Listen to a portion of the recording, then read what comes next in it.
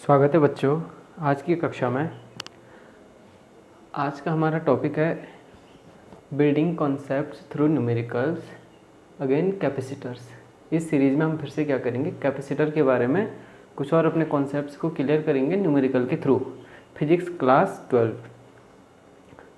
दो एग्जाम्पल हम यहाँ पे लेंगे, दो क्वेश्चंस। पहला, जैसा कि आप देख रहे हैं, एक कैपेसिटर है हमारे पास। ये संधारित्र की दो प्लेटें हैं, पैरेलल प्लेट कैपेसिटर। इसके लिए जो फॉर्मूला होता है वो आपको पता है कि अगर जो है निर्वात में रखा गया है या प्लेटों के बीच वायु है तब क्या होगा, सी नॉट से दिखाया equal to epsilon not A upon D, जहाँ ए क्या है कैपेसिटर की प्लेट का एरिया। दोनों प्लेट का एरिया हमेशा इक्वल होता है, तो कैपेसिटर की प्लेट का एरिया है A, D is distance between them. ये क्या है, D distance between parallel plate. A क्या है, A is area of plate. A अगर लिख देंगे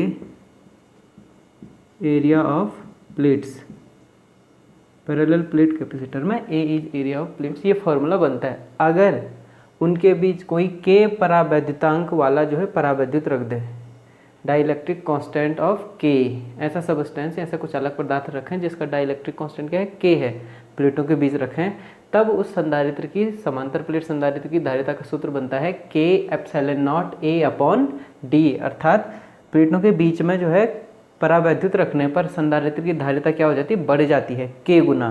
जितने का आप कैपेसिटर वो डाइलेक्ट्रिक कांस्टेंट रखेंगे उतना गुना। पहला क्वेश्चन लेते हैं। इस प्रकार से हमारे पास फिगर दिया हुआ है पैरेलल प्लेट कैपेसिटर का। ये इसकी दो प्लेट हैं, ठीक। गिवन क्या क्या है, बोल रहा है initial capacitance is equal to C. Initial capacitance बोलने का मतलब है कि जब जो है इस प्लेटों के बीच क्या है, निर्वात है या वायु है, और उसके बाद हम क्या करते हैं कि कुछ समय बाद जो है उस प्लेटों के बीच जो है के परावैद्युतांक वाला एक सबस्टेंस रखते हैं, बिल्कुल हाफ वे में, आधे जगह पे।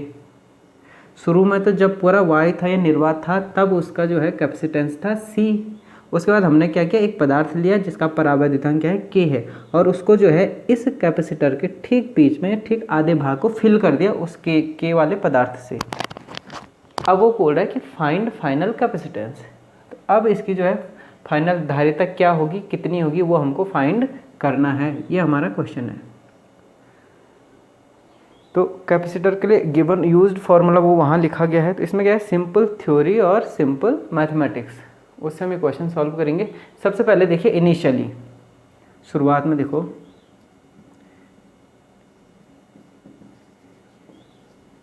इनिशियली हमारे पास जो गिवन है कैपेसिटेंस क्या है, सी इक्वल्स क्या हो जाएगा, डी अगर इनके बीच की दूरी मान लें, ए एरिया मान लें, तो epsilon not A upon D, ये संधारित्र की धारिता हो गई इनिशियली, ठीक।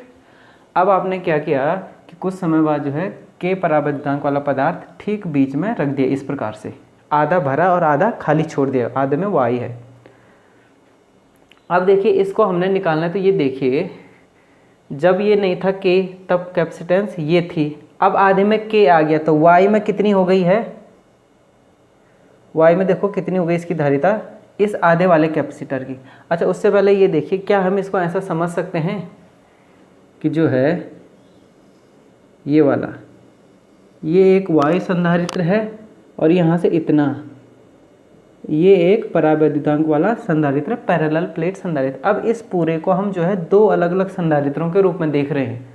पहला संधारित्र ये वायु संधारित्र है और दूसरा संधारित्र जो है परावैद्युतांक वाला संधारित्र है। और ये किस क्रम में जुड़े हैं ये भी आपको देखना है। तो देखो दोनों की प्लेटें जो हैं, इसकी ये प्लेट, इसकी ये प्लेट एक साइड से जुड़ी हैं, दोनों की दूसरी प्लेटें दूसरी साइड से जुड़ी थी, यानी पैरेलल में हैं। दोनों कैपेसिटर कैसे हैं, समांतर क्रम में जुड़े हुए हैं। तो इसको हम इस प्रकार से मान सकते हैं कि ये जो है संधारित्र दो ऐसे संधारित्रों से मिलकर बना है जो कि समांतर क्रम में जुड़े हुए हैं, जिनमें से एक वायु संधारित्र है और दूसरा परावैद्युतांक वाला संधारित्र है। ऐसा हम इसको मान सकते हैं फाइनली। तो अब जब ये वायु संधारित्र है, इसकी धारिता देखो, वायु संधारित्र है तो इसकी धारिता देखो, हमको फाइनल कैपेसिटेंस निकालना है। तो इसको मैं बोलता हूँ, सपोज इसकी संधारित्र क्या है, C1, और इसकी संधारित्र क्या है सपोज C2, ये अलग अलग लिख दिया मैंने। वायु संधारित्र की C1 और K परावैद्युतांक वाले संधारित्र की धारिता C2 है माना, और हमको इन दोनों की जो है फाइनल जो है कैपेसिटेंस निकालनी है। तो पहले C1 की निकालें। C1 इक्वल्स क्या हो जाएगा, जब आप ये निकाल रहे हैं तो आप यहाँ पे देख रहे हैं डिस्टेंस तो क्या है अनचेंज्ड है, सेम है, लेकिन एरिया जो है वो क्या हो गया, आधा हो गया है। पैरेलल प्लेट थी, इतने में आपने इधर y भर दिया, इधर y, पहले में पूरे y थी, अब इधर y है, इधर आधे में क्या है परावैद्युतांक है। तो अब जो है C1 में जो है वायु संधारित्र में जो है उसका एरिया कितना हो गया, आधा हो गया है। तो आधा हो गया तो इसको लिख देंगे epsilon not A/2 upon D. इसको पूरा आप सॉल्व करेंगे तो एप्सिलॉन नॉट A/2D, या इसको हम लिख देंगे एप्सिलॉन नॉट AD, ये क्या है C, तो C/2। ये आप वैसे भी समझ सकते हैं कि प्लेटों का एरिया आधा हो गया तो संधारित्र की धारिता क्या होनी है, थ्योरेटिकली आधी हो जानी है। वहाँ से भी फॉर्मूले से भी डायरेक्ट प्रोपोर्शनल है ना, C is direct proportional to A, C is inversely proportional to D। प्लेटों के बीच की दूरी कम कर देंगे तो C का मान बढ़ेगा, दूरी बढ़ाएंगे तो C का मान कम, एरिया ज़्यादा करेंगे तो C बढ़ जाएगा, एरिया कम करेंगे तो C घट जाएगा। तो यहाँ पे एरिया हमारा घट गया है, आधा हो गया, तो इसलिए धारिता भी क्या हो गई, आधी हो गई, पहले वाली धारिता की ठीक आधी हो गई है। पहला C1, दूसरा आप C2 निकालो। अब K परावैद्युतांक वाला रखा गया है, C2 निकालेंगे तो C2 निकालने के लिए देखिए फिर हमारा फॉर्मूला क्या हो जाएगा कि K माध्यम है तो K epsilon not A/D, K epsilon not A/D। ये फॉर्मूला होता जब ये K पूरे में भरा होता, यानी जब परावैद्युतांक हम पूरे कैपेसिटर में भर देते तब फॉर्मूला हमारा ये बनता कि K एप्सिलॉन नॉट A/D। लेकिन यहाँ पे क्या है, एरिया क्या है, आधा है, D तो सेम है लेकिन एरिया क्या है, आधा हो गया। तो एरिया आधा हो गया तो धारिता भी कम होगी, तो ये A ना आके A/2 आ जाएगा। देन इसको आप लिखिए K एप्सिलॉन नॉट A/D और 2D, इस प्रकार से हो गया, 2 नीचे आ जाएगा, ये आ जाएगा। अब एप्सिलॉन नॉट A/D, ये अगेन क्या है, C है, तो फिर से इसको लिख देंगे CK/2। वैसे भी अगर किसी वायु संधारित्र की धारिता C है, पूरे संधारित्र में जो है आप K परावैद्युतांक वाला पदार्थ रखेंगे तो धारिता कितनी होगी, C इंटू K हो जाएगी। ये आपको पहले पता है, तो C इंटू K होनी थी जब पूरे में होना था, क्योंकि आधे में K है तो इसलिए क्या हो गया, C इंटू K/2। फिर से ये क्लियर। अब ये दोनों संधारित्र हमने कहा ये वायु वाला, ये परावैद्युतांक वाला, दोनों किस क्रम में, समांतर क्रम में। दोनों की प्लेटें देखो, एक तरफ से दूसरी प्लेट दूसरी तरफ से जुड़ी हुई है एक ही कनेक्शन से, तो ये समांतर में है, तो इसलिए जो है C फाइनल, हंस फाइनल C, ये फाइनल कैपेसिटेंस क्या हो जाएगा, CF से दिखा रहा हूँ मैंने इसको, फाइनल कैपेसिटेंस CF से दिखाया हमने। तो समांतर में क्या होगा, धारिताएं संधारित्र की जुड़ जाती हैं, तो जुड़ जाएंगी तो क्या होगा, C1 plus C2 that is equal to C/2 plus CK/2। Again जो है C/2 कांस्टेंट आ गया, 1 प्लस K। ये हमारा फाइनल आंसर हो गया है कि C/2 1 प्लस K। इस प्रकार से आप देख रहे हैं हम इस संधारित्र को या इस क्वेश्चन को कैसे सॉल्व करेंगे। इस प्रकार के कंपटीशन में काफ़ी क्वेश्चंस आते हैं आपके पास, तो आपको ये देखना है कि इनिशियल फार्मूला क्या था, फाइनल फार्मूला क्या है, थोड़ा इमेजिनेशन कि अगर पूरे में y होगी तो क्या होगा फार्मूला, पूरे में जो है परावैद्युतांक होगा तो फार्मूला किस प्रकार से बनेगा। पहला क्वेश्चन आशा करता हूँ ये आपको क्लियर हो गया है। नेक्स्ट चलते हैं हम दूसरे क्वेश्चन की तरफ। ये मैं मिटा देता हूँ, आप उतार दीजिए।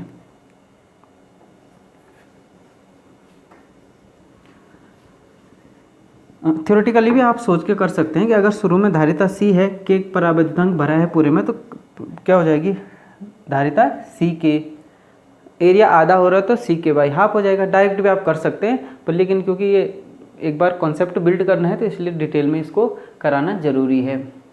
नेक्स्ट हमारे पास जो है दूसरा क्वेश्चन आता है कि एक जो है पैरेलल प्लेट कैपेसिटर है हमारे पास, जिसमें कि जो है जब उसकी प्लेटों के बीच कोई परावैद्युतांक नहीं है, जिसको हमने C0 से दिखाया, तो उसकी धारिता है 0.5 माइक्रोफैरड, या इसी को हमने लिख दिया हाफ माइक्रोफैरड। आपको क्लियर दिख रहा होगा कि C0 इक्वल टू 0.5 माइक्रोफैरड या हाफ माइक्रोफैरड। और इसके बाद क्या किया हमने, इसके बाद हमारे पास दो कंडीशन आ गई कि हमने जो है दो परावैद्युतांक भरे हैं उस प्लेट में, उस कैपेसिटर की प्लेटों के बीच दो परावैद्युतांक बने जिनका परावैद्युतांक क्या है, क्रमशः डाई इलेक्ट्रिक कॉन्स्टेंट 2 and 3। तो डाई इलेक्ट्रिक कॉन्स्टेंट क्या है, डाई इलेक्ट्रिक कॉन्स्टेंट्स 2 and 3, ये जो है डाई इलेक्ट्रिक कॉन्स्टेंट है। इस वाले पदार्थ का डाई इलेक्ट्रिक कॉन्स्टेंट 2 है, इस वाले का 3 है, लिखा है हमने। इस वाले का 2 है, इस वाले का 3 है। ये सिर्फ 1 और 2 जो है उसी कैपेसिटर का दो अरेंजमेंट दिखा रहे हो अलग अलग, कि पहले केस में जिसको हमने कहा C1 अगर इसकी धारिता है, फर्स्ट केस में जो है हमने परावैद्युतांक को इस प्रकार से भरा है कि ठीक आधे में दो परावैद्युतांक वाला, अगले आधे में तीन परावैद्युतांक वाला पदार्थ भरा है। नेक्स्ट दूसरा अरेंजमेंट जो कैपेसिटर का हमने किया वो इस प्रकार से किया कि अब की बार हमने क्या किया, डिस्टेंस को आधी कर दी। पहले वाले में पूरे में जो है दो परावैद्युतांक वाला भरा और यहाँ दूसरे हाफ में फिर तीन परावैद्युतांक वाला भरा है, लेकिन तरीका दोनों में परावैद्युतांक भरने का अलग अलग है। ये आप देख रहे होंगे। यहाँ पे एक चीज़ नोट करनी है आपने, पूरी प्लेट के बीच की दूरी फिर से क्या होगी, d। प्लेटों के बीच की दूरी पूरी क्या हो जाएगी, d। एरिया क्या है फिर से a is area of plates. Parallel plate capacitor में दोनों प्लेटों का एरिया इक्वल होता है, जो कि क्या है, a है। बस ये अरेंजमेंट अलग अलग किया है कि एक बार हमने ऐसे भरा है इन पदार्थों को, दूसरी बार हमने ऐसे भरा है। देन हमारे पास क्वेश्चन क्या है कि फाइंड C1 रेशियो C2, यानी इस केस में जो धारिता है उसका बटे इस केस में जो धारिता है उसको, वो आपने ज्ञात करना है। फॉर्मूले फिर से यूज यही होंगे, जब वाई संधारित्र है या निर्वात में तो इस प्रकार से, k परावैद्युतांक भरा है तो इस प्रकार से। यहाँ पे k की जगह क्या हो जाएगा, 2 and 3। एक बार 2 लेंगे, एक बार 3 लेंगे। तो हमको फाइंड करना है C1 and C2। तो अलग अलग हम पहले फाइंड करेंगे C1, फिर हम फाइंड करेंगे C2। फिर से मैं कहता हूँ कि आप थ्योरेटिकली करेंगे तो क्वेश्चन आपका जल्दी हो जाएगा, लेकिन अगर कॉन्सेप्ट बिल्ड करने की बात है तो न्यूमेरिकल स्टेप बाय स्टेप हम चलेंगे, पूरा क्वेश्चन फिर डिटेल में करेंगे इसको। तो पहले केस के लिए देखो, फर्स्ट अरेंजमेंट के लिए ये फिर से पिछला वाला क्वेश्चन आ गया। अभी जस्ट जो क्वेश्चन किया था हमने कि हाफ में है तो धारिता क्या हो जाएगी, आधी आधी। और ये किस प्रकार से जुड़ा है, समांतर में। ये देखो, ये प्लेट और ये प्लेट, दूसरे कैपेसिटर की प्लेट, इसको हम दो कैपेसिटर से मिला हुआ मान सकते हैं। एक की परावैद्युतांक 2 है, दूसरे का 3 है, तो दोनों की प्लेट एक से जुड़ी है। तो C1 हम सीधा सीधा मैं इसको लिख देता हूँ, ये तो फर्स्ट आपका क्वेश्चन आ गया, सीधा डायरेक्ट हो गया। C1 इक्वल्स क्या हो जाएगा, डिस्टेंस वही हो रहा है लेकिन प्लेटों का एरिया क्या हो रहा है, आधा हो रहा है, तो कैपेसिटेंस भी क्या हो जाएगा, आधा हो जाएगा। C0 कितना है, हाफ माइक्रो फैराड। C1 हमारे पास होना है, तो C1 आप कर देंगे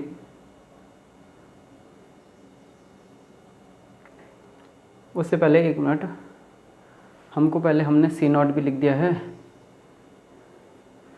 यह C0 जो है पूरी कैपेसिटर का जो है धारिता है हाफ माइक्रो फैराड। अब हाफ माइक्रो फैराड ये धारिता हो गई और कैपेसिटेंस हमने पदार्थ रखे हैं, तो धारिता क्या हो जाएगी, बढ़ जाएगी। तो C1 में अगर डायरेक्ट लिख दूँ तो किस प्रकार से होगा, जो पहली धारिता थी कि C0 y में, C0 का क्या हो जाएगा, आधा, C0 बटे हाफ, इस वाले का ना C0 बटे हाफ, k गुना होगा, कितना गुना होगा, k गुना होगा। अगर पूरे में जो है देखो, y संधारित्र की धारिता C0 थी, पूरे में मैं दो परावैद्युतांक वाला अगर वो रख दूँ, पदार्थ भर दूँ, तो क्या हो जाएगा, 2 into C0। जैसे पूरे में k भर दूँ तो k into C हो जाएगा, तो वैसे ही यहाँ पे क्या हो जाएगा, 2 into C0 पहले के लिए जब पूरे में, लेकिन पूरे में तो है नहीं, वो कितने में, आधे में है, तो इसलिए आधे में है तो क्या हो जाएगा, 2C0/2। ये हो गया, ये इसकी धारिता आ गई। प्लस क्यों है, क्योंकि समांतर में है दोनों। ये दोनों कैसे हैं, समांतर क्रम।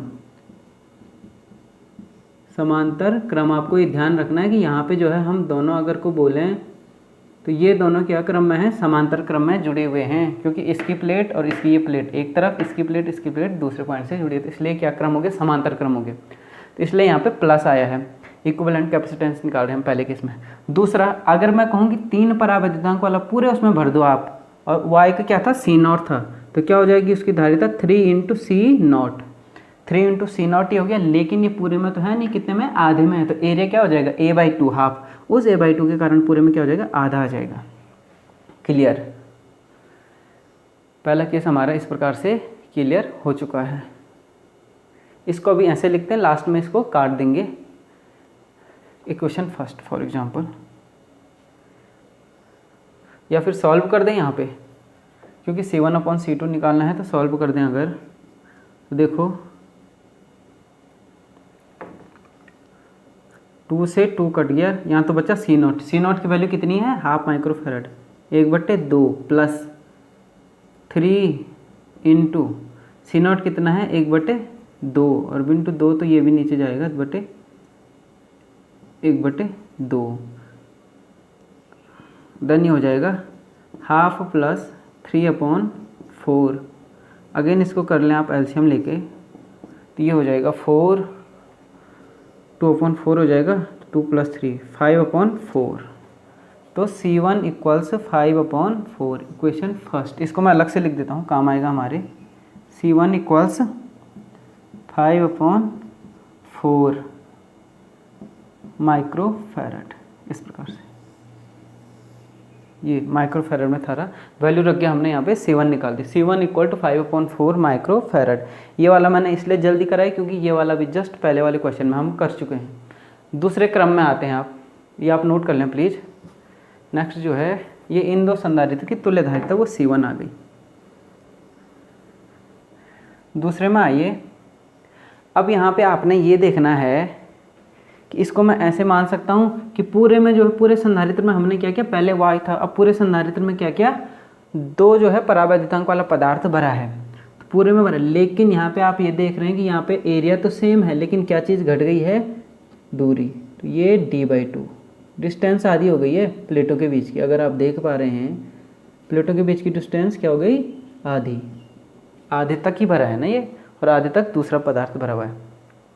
अब इनका क्रम आप देखिए, तो इनका क्रम देखो, इस वाले संधारित्र की ये पहली प्लेट और इस वाले संधारित्र की ये दूसरी प्लेट, इस वाले संधारित्र की जो है ये पहली प्लेट और इस वाले संधारित्र की ये दूसरी प्लेट, यानी इस प्रकार से है,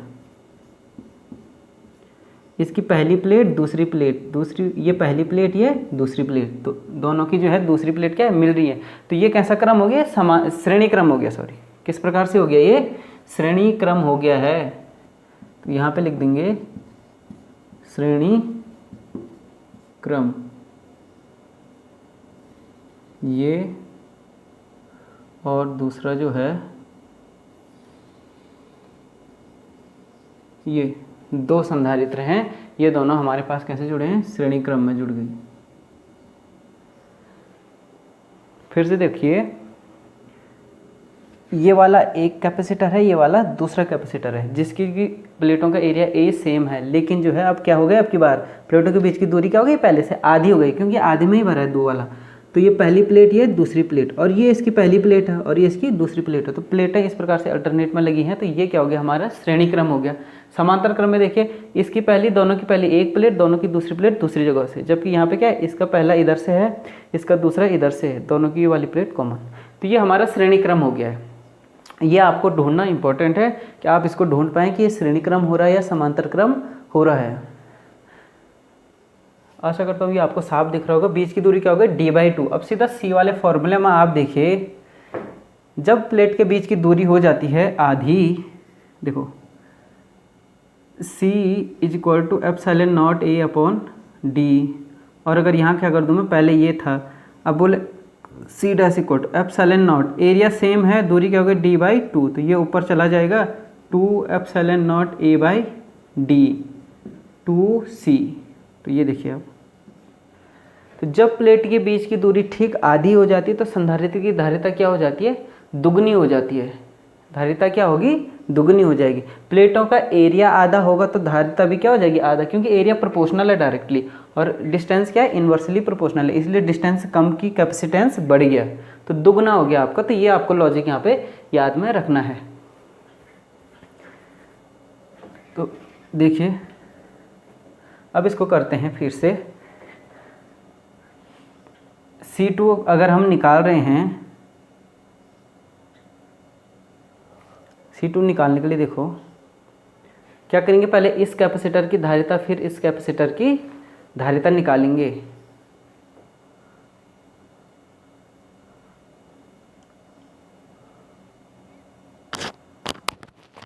इसको मैं अलग लिख दूं अगर थोड़ा सा, और इसको मैं लिख देता हूँ, ये क्या है, C1 है, ये ऊपर वाला C1 है और ये ऊपर वाला क्या है, सपोज C2 है। तो C1 और C2 श्रेणी क्रम में जुड़े हैं। अब हमने देखो क्या करना है, C जो ये सेकंड है, C सेकंड इक्वल टू श्रेणी में जुड़ा है तो क्या होगा, श्रेणी में फॉर्मूला श्रेणी का फॉर्मूला क्या हो जाता है, 1 कैपेसिटेंस के लिए 1/C1 प्लस 1/C2। ये आप देख लीजिए, इस प्रकार से आप समझ रहे हैं। इसकी धारिता मैंने कहा माना C1, इसकी C2, दोनों की जो है इक्विवेलेंट धारिता क्या है, C2 रोमन में लिखा है जो। तो 1/C2 जो है 1/C1 प्लस 1/C2 इस प्रकार से आएगा, इस श्रेणी क्रम का फॉर्मूला। तो अब C1 और C2 निकालिए। C1 इक्वल्स, C1 का वैल्यू लिखिए।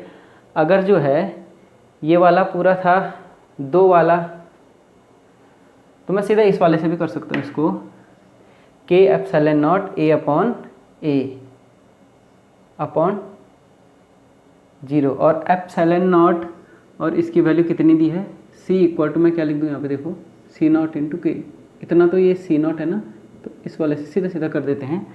तो C1 इक्वल टू क्या होता है, C0 क्या था, Y में, जिसकी वैल्यू 0.5 माइक्रोफैरड।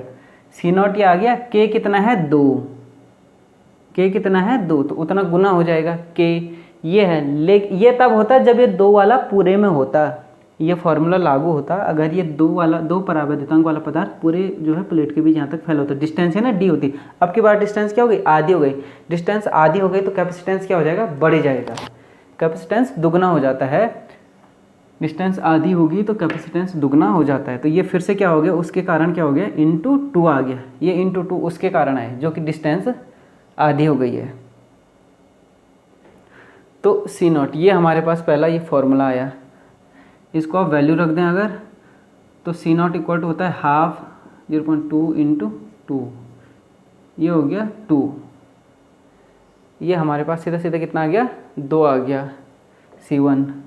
C2 करो आप, C2 करेंगे तो C2 में देखो C0 इंटू K होना है, K की जगह कितना है 3, C0 इंटू K 3, ये होता जब ये 3 वाला पूरे में होता, लेकिन पूरे में तो है नहीं, ये आधे में है। डिस्टेंस क्या हो गई, D/2, एरिया तो सेम है, एरिया सेम है, डिस्टेंस आधी हो गई। डिस्टेंस आधी होने के कारण धारिता क्या हो जाएगी, दोगुनी हो जाएगी, तो इंटू 2 वैल्यू रख दें। फिर से C0 है हाफ, वो दे रखा है C0 बराबर, जब Y है बीच में तब धारिता उतनी है, वो कह रहा है half microfarad into half into 3 into 2 से 2 कैंसिल, ये कितना हो गया 3 हो गया, ये कितना हो गया 3।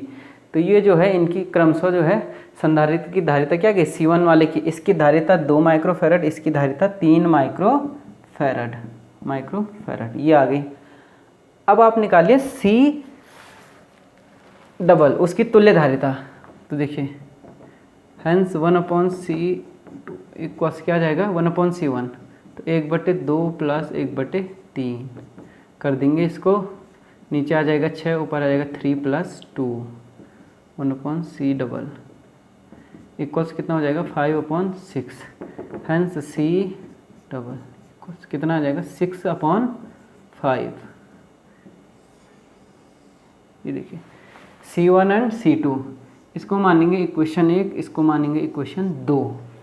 हमने C1 और C2 को निकाल दिया है माइक्रोफैरड के टर्म्स में। इस प्रकार से अगर वो कभी बोलता है कि वैल्यू निकालो, तो इस प्रकार से आपने क्वेश्चन करना है, वहाँ पे वैल्यू की बात बोल रहा है। यहाँ पे वो सिर्फ कह रहा है कि आप रेशियो निकालिए, ये नहीं बोल रहा C1 कितना है C2 कितना है, वो सीधा सीधा बोल रहा है रेशियो निकालिए। तो रेशियो वाला आप थ्योरेटिकल भी फटाफट कर सकते हैं, डिटेल में कराने का मकसद यही था कि आपका कॉन्सेप्ट क्लियर हो जाए। तो इसलिए जो है हम करेंगे फ्रॉम इक्वेशन 1 एंड 2, इक्वेशन 1 और 2 से देखिए C1 रेशियो C2 इक्वल्स, यानी भाग दे देना है, C1/C2 कर दो आप, तो ये क्या हो जाएगा 5/4 और इंटू अगेन 5/6, तो हमारे पास सीधा सीधा आ गया C1 रेशियो C2 इक्वल्स 5×5 = 25 और 6×4 = 24, 25 रेशियो 24। ये जो है डिजायर्ड आंसर है कि जो वो हमने पूछना चाह रहा है वो हमने निकाल दिया। C1:C2 equal to 25:24। तो इस प्रकार से ये क्वेश्चन सॉल्व करना है। आशा करता हूँ ये वीडियो आप लोगों को पसंद आई होगी। इसको समझने के लिए आप इसको देखते रहें, आगे भी न्यूमेरिकल आएंगे उनको भी सॉल्व करते रहिए। इसी प्रकार से जो कॉन्सेप्ट बिल्डिंग कर रहे हैं हम न्यूमेरिकल के थ्रू, आपको वीडियो बनाते रहेंगे, आप इनको देखते रहिएगा और ज़्यादा से ज़्यादा लोगों तक इनको पहुंचाइएगा प्लीज़। चैनल का नाम है फिजिक्स पाल। वीडियो पसंद आए तो लाइक करें और चैनल को सब्सक्राइब भी ज़रूर करें और शेयर करें please. Thank you very much.